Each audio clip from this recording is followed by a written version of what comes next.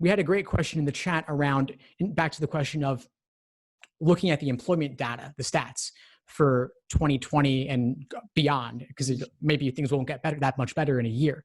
How might we look at the 08 to 2010 employment numbers from the recession and compare them, or at least use them as a benchmark or to compare in some way? Well, that's a really excellent idea. I mean, that's the last time that we went through a real serious employment crisis. And those numbers, I mean,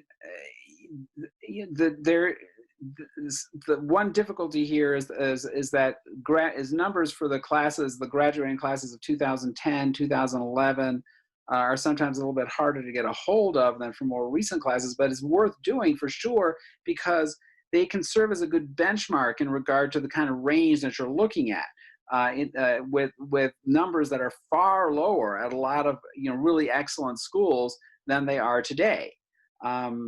That's just the nature of the beast, right? And of course, the question that people who are considering going in the fall right now want to know is, what are the numbers going to look like in 2023? And the answer is, we don't know. But it's a good thing to keep in mind. Optimism bias is a very powerful distortion that people have. They'll tend, if you look at a range of employment outcomes, the natural human tendency for most people is to look at the top end and go, oh, okay, well, that looks good.